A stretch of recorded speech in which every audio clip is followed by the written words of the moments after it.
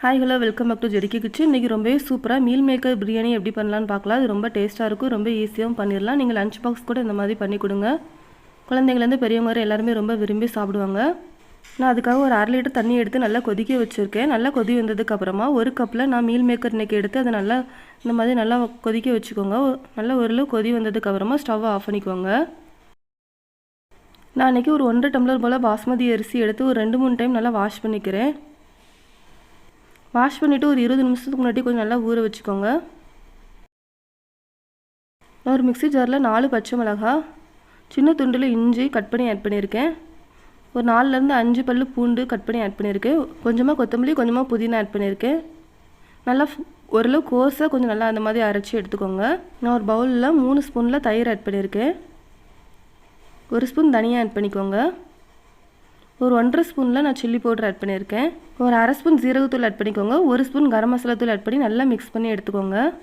Meal maker நல்லா சூடு ஆறுனதுக்கு அப்புறமா நல்லா கையை வச்சு இந்த மாதிரி நல்லா புழிஞ்சு எடுத்துக்கோங்க. அதில் கொஞ்சம் கூட தண்ணியே இல்லாத மாதிரி நல்லா இந்த மாதிரி புழிஞ்சு ஓரமாக வச்சுக்கோங்க. ஒரு குக்கரில் தேவையான அளவு எண்ணெய் ஊற்றிக்கோங்க. நான் 2 தக்காளி பழத்தை இந்த மாதிரி கட் பண்ணி போட்டு நல்லா ஃபைனாக இந்த மாதிரி அரைச்சி எடுத்துருக்கேன். நல்லா சூடானதுக்கு அப்புறமா நான் எடுத்து வச்சிருக்க ஸ்பைசஸ் எல்லாமே நான் ஆட் பண்ணிக்கிறேன். நான் ஒரு பெரிய வெங்காயம் இந்த மாதிரி கட் பண்ணி வச்சுருக்கேன், அதே உள்ள ஆட் பண்ணிக்கிறேன்.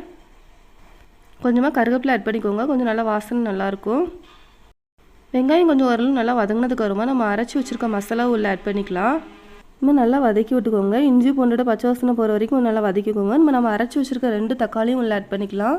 தக்காளி ஆட் பண்ணதுக்கப்புறமா அந்த டிஷ்ஷுக்கு தேவையான அளவு உப்பு நான் கல்லுப்பு ஆட் பண்ணியிருக்கேன். கொஞ்சமாக மஞ்சத்தூள் ஆட் பண்ணிக்கோங்க. நான் அன்றைக்கி ஒரு கேரட் இந்த மாதிரி குட்டி குட்டியாக கட் பண்ணி வச்சுருக்கேன், அதே ஆட் பண்ணிக்கிறேன். நம்ம புழிஞ்சு வச்சுருக்க மீல் மேக்கரையே உள்ளே போட்டு கொஞ்சம் 5 நிமிஷம் கொஞ்சம் நல்லா அந்த எண்ணெயிலே கொஞ்சம் நல்லா வதக்கிக்கோங்க.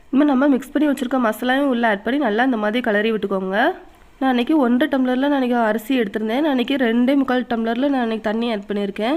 1.5 டம்ளர் அரிசிக்கு நம்ம 2 டம்ளர் தண்ணி ஆட் பண்ணுவோம். இன்றைக்கி மீன் மேக்கர் ஆட் பண்ணியிருக்கிறதால கொஞ்சம் ரொம்ப ட்ரை ஆகிடக்கூடாதுங்கிறதுக்காக ஒரு 1/4 டம்ளர் நான் எக்ஸ்ட்ரா ஆட் பண்ணியிருக்கேன். ஊற வச்சுருக்க பாஸ்மதி அரிசியும் உள்ளே ஆட் பண்ணிக்கோங்க. நல்லா மிக்ஸ் பண்ணி விட்டுக்கோங்க. உப்பு லைட்டாக செக் பண்ணி பாருங்கள், எனக்கு கரெக்டாக தான் இருந்து. நான் குக்கரை மூடி போட்டு ஒரு விசில் வர வரைக்கும் கொஞ்சம் நல்லா வேக வச்சுக்கிட்டேன். ப்ரெஷர் நல்லா ரிலீஸ் ஆனதுக்கப்புறமா ஓப்பன் பண்ணி பாருங்கள். கரண்டி வச்சு இந்த மாதிரி லைட்டாக கிளறி எடுத்துக்கோங்க. நம்ம இது கூட தயிர் பச்சடி வச்சு சாப்பிட்றப்போ நம்மளுக்கு ரொம்பவே டேஸ்ட்டாக இருக்கும். நீங்களும் ஒரு தடவை ட்ரை பண்ணி பார்த்துட்டு உங்களோட ஃபீட்பேக்கை மறக்காமல் எனக்கு ஷேர் பண்ணுங்கள். என்னோட சேனல் சப்ஸ்கிரைப் பண்ணிக்கோங்க ஃப்ரெண்ட்ஸ். தேங்க்யூ.